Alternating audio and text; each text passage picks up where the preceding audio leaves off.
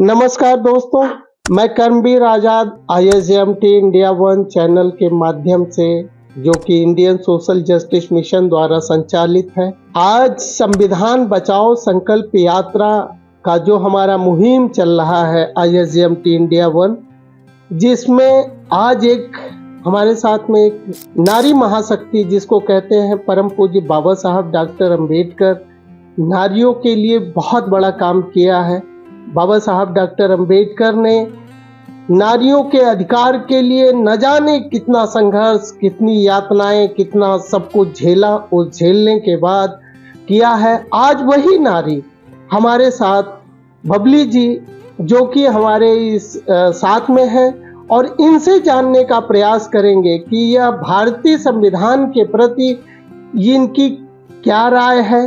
भारतीय संविधान में जो समय समय पर बदलाव किए जाने का RSS, विश्व हिंदू परिषद और भारतीय जनता पार्टी की सरकार में चलता रहता है, इनकी क्या राय है, क्या इस पे विरोध होना चाहिए, और विरोध होना चाहिए तो किस तरीके का विरोध होना चाहिए। पहले तो बबली जी, आपका बहुत बहुत स्वागत है हमारे ISJMT इंडिया वन चैनल में। जय भीम सभी लोगों से।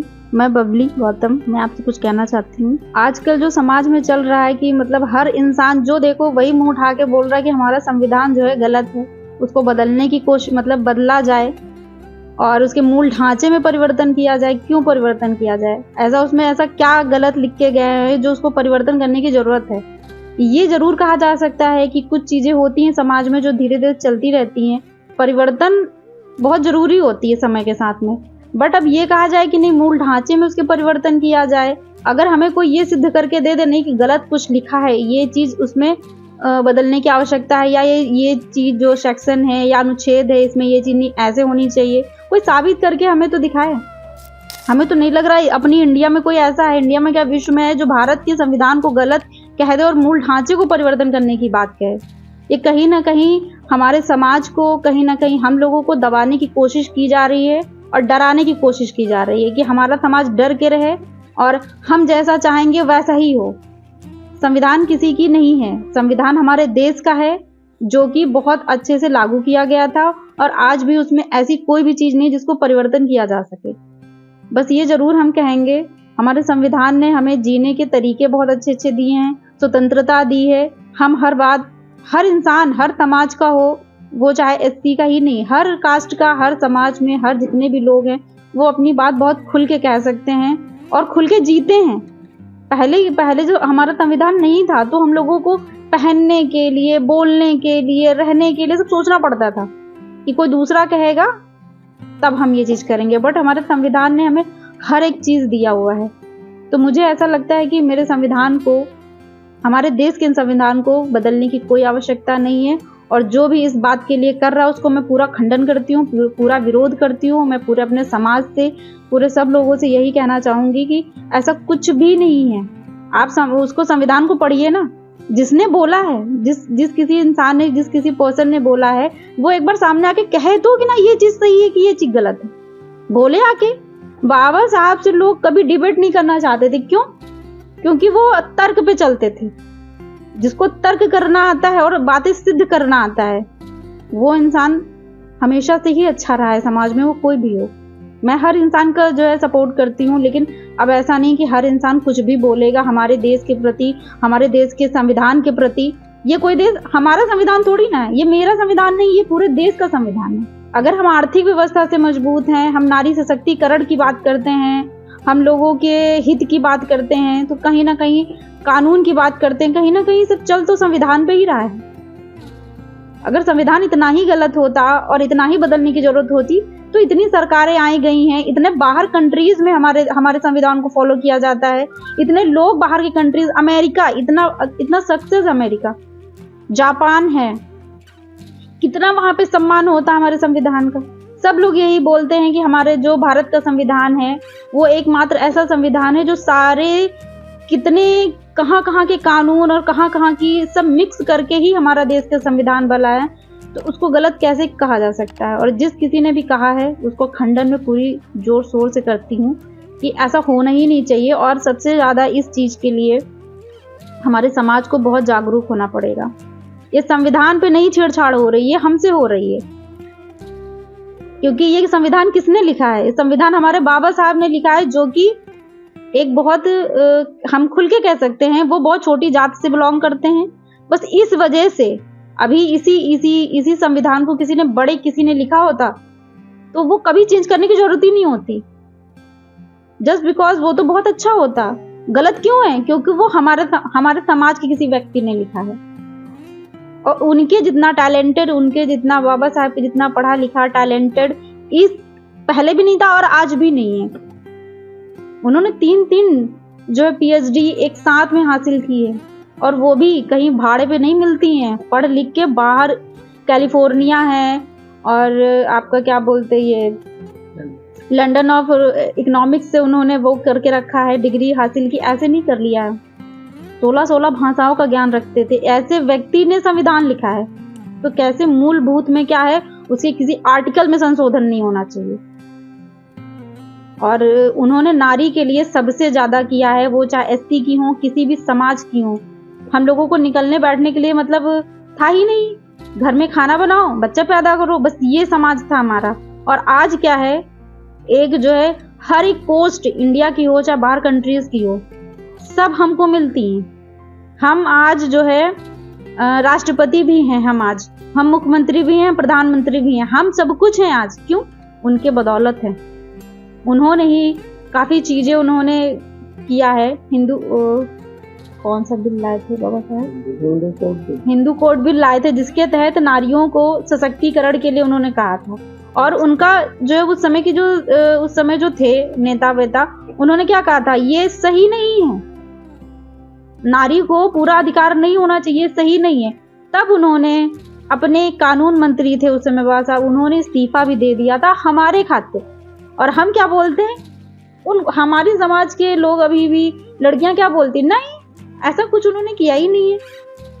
छुट्टी, मैटरनिटी लीव लो, कोई भी लीव लो, सब कुछ उन्होंने लागू किया। हम बाबा साहब को बहुत बहुत धन्य मानते हैं, और वो ना होते तो आज हम ना होते।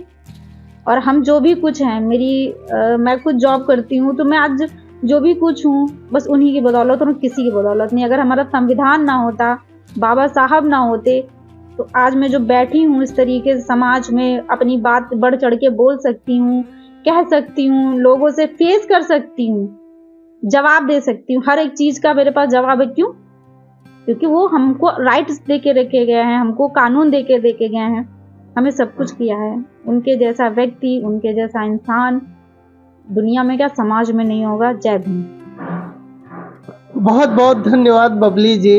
इन्होंने बताया बाबा साहब डॉक्टर अंबेडकर, वो बाबा साहब डॉक्टर अंबेडकर जो बचपन में उनको विद्यालय के बाहर जहाँ जूते चप्पल रखे जाते थे वहां बैठ करके शिक्षा ग्रहण की, वो बाबा साहब डॉक्टर अंबेडकर ने आज हमारे भारत देश का, विश्व का सबसे विशाल संविधान भारत को दे करके गए।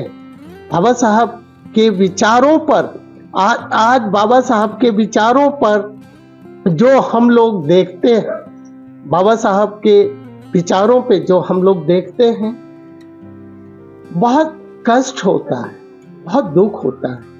आज हमारे समाज के लोग बाबा साहब को भूलते जा रहे हैं। जिस मनुवाद व्यवस्था का बाबा साहब डॉक्टर अंबेडकर ने विरोध किया, वही व्यवस्था खुद लागू कर, क्योंकि मूर्ति पे माला, विचारों पे ताला, कहना पड़ता है मजबूरी में कि आज बाबा साहब का हम जयंती मना लेते हैं 14 अप्रैल को, बहुत बढ़िया बैंड बाजे के साथ, फूल मालाओं के साथ, गुलाल के साथ, बहुत बढ़िया बढ़िया गुलाल उड़ाते हैं, फूल माला चढ़ाते हैं। लेकिन परम पूज्य बाबा साहब डॉक्टर अंबेडकर के विचारों पर हमने ताला लगाया। आज जिस विचारधारा को बाबा साहब डॉक्टर अंबेडकर ने बनाए रखने के लिए, आपको याद होगा बाबा साहब डॉक्टर अंबेडकर 1956 में जब दीक्षा ग्रहण किए थे, बुद्ध की दीक्षा ग्रहण किए थे, उस समय बाबा साहब डॉक्टर अंबेडकर से लोग मिलते आ रहे थे, जा रहे थे। उस समय बाबा साहब डॉक्टर अंबेडकर का एक अनुयायी बाबा साहब के पैर को छू लिया और बाबा साहब डॉक्टर अंबेडकर ने, चूंकि अवस्था बुजुर्ग हो चले थे और लाठी लेकर चलते थे, उस लाठी से वो व्यक्ति पर एक डंडा मारा।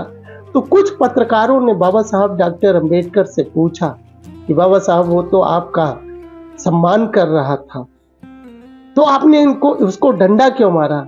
बाबा साहब डॉक्टर अंबेडकर ने कहा, जिस व्यवस्था को तोड़ने के लिए अपने 4 संतानों की कुर्बानी दे दी हमने, आज वही व्यवस्था, वही विचारधारा ये लेकर चल रहा है। तो आज बाबा साहब मूर्ति में और फोटो में नहीं, बाबा साहब विचारों में अमर हैं, बाबा साहब संविधान में अमर हैं।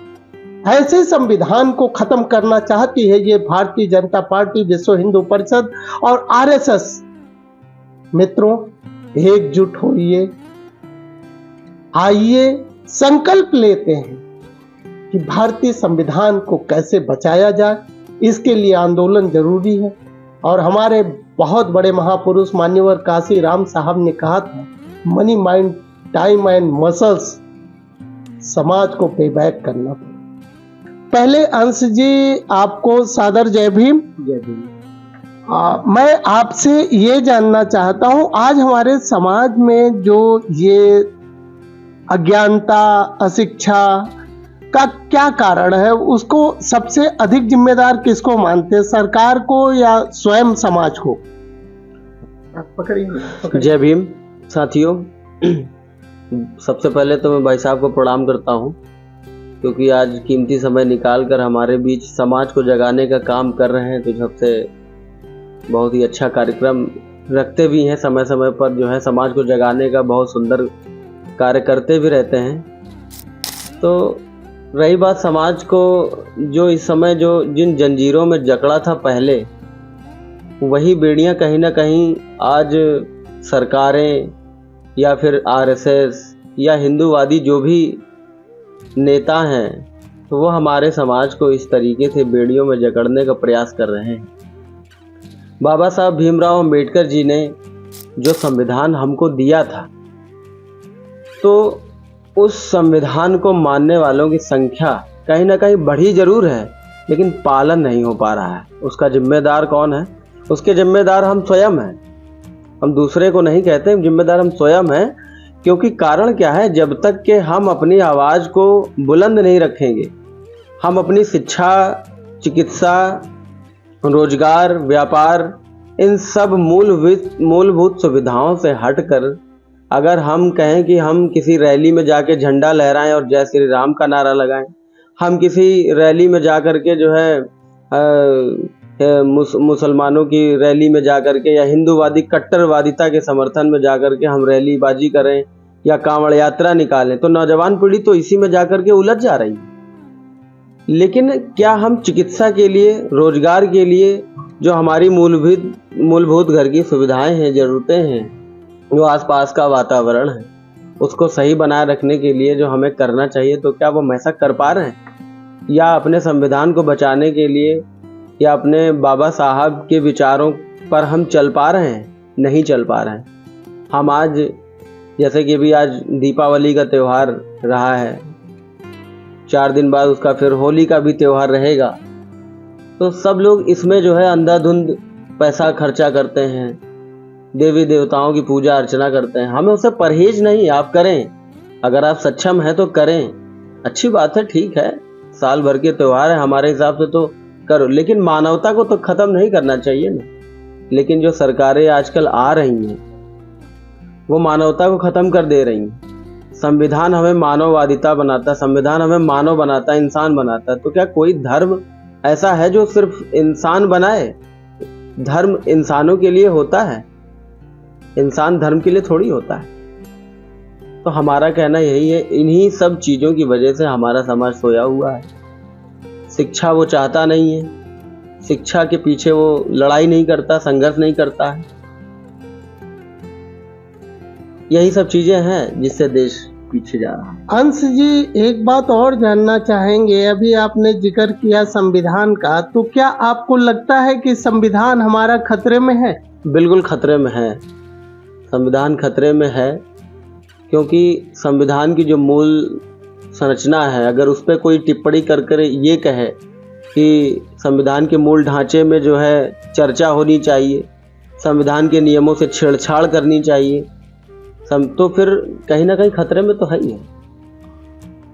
मित्रों, बाबा साहब डॉक्टर अंबेडकर ने जो संविधान दिया है, जिसके प्रेम्बल में ही लिखा है कि हम भारत के लोग भारत को एक प्रभुत्व संपन्न समाजवादी पंथ निरपेक्ष लोकतंत्रात्मक गणराज्य बनाने के लिए तथा उनके समस्त नागरिकों को सामाजिक आर्थिक राजनैतिक न्याय विचार अभिव्यक्ति विश्वास धर्म और उपासना की स्वतंत्रता, ऐसे संविधान को अभी हाल ही में रंजन गोगोई जो पूर्व मुख्य न्यायाधीश सुप्रीम कोर्ट रहे हैं, 7 अगस्त को उन्होंने बयान दिया था कि संविधान के मूल ढांचे पर स्टडी करने के बाद पता चलता है कि मूल ढांचे पर चर्चा की जा सकती है। उसी के अनुक्रम में ठीक 8वें दिन बाद प्रधानमंत्री के आर्थिक सलाहकार समिति के अध्यक्ष श्री विवेक देवराय, जो कि आर्थिक सलाहकार समिति के अध्यक्ष हैं, उन्होंने यह बयान दिया था कि अब भारत को एक नए भारतीय संविधान की आवश्यकता है, जिसमें हमें वापस पुनः ड्राइंग बोर्ड पे जाना चाहिए और पहले सिद्धांत से शुरू करना चाहिए। इस अनुक्रम में अब पूछना चाहिए कि समाजवादी पंथ निरपेक्ष लोकतंत्रात्मक न्याय का क्या मतलब है। तो इस बयान को आप किस दृष्टिगत देखते हैं, अंश जी जरा बताएंगे। इस बयान को मैं यही चाहता हूं कि जो है इस पे छेड़छाड़ ना हो। संविधान हमारा है, हमें बचाए रखने के लिए, इसको संविधान को बचाए रखने के लिए हमारा समाज संघर्ष करे। और हमारे आज़ाद भाई ने एक कार्यक्रम रखा है 26 नवंबर को, उसमें ज़्यादा से ज़्यादा संख्या में पहुंचकर हमारे संविधान को बचाने के लिए जो मुहिम उन्होंने उठाई है उसमें शामिल है। आप हमारे साथ में थे अंश गौतम जी, और इन्होंने आपसे अपील किया, चूंकि मैं भारत का पहला व्यक्ति हूं जिन्होंने भारतीय संविधान पर गलत टिप्पणी के कारण मैंने श्री विवेक देवराय के खिलाफ ऑनलाइन FIR किया है। आपसे अनुरोध है, विनती है, निवेदन है कि 26 नवंबर को अलग अलग नहीं, एकजुट होकर एक स्वर में सभी संगठनों से निवेदन करना चाहता हूं। स्मृति उपवन पासी किला के 2 नंबर गेट के सामने से बाबा साहब डॉक्टर अंबेडकर हजरतगंज प्रतिमा तक पैदल मार्च करते हुए संविधान बचाओ संकल्प यात्रा निकालने का हम लोगों ने संकल्प लिया है। इसमें सहभागी बने और सहयोग करें। जय भीम, जय भारत, जय संविधान।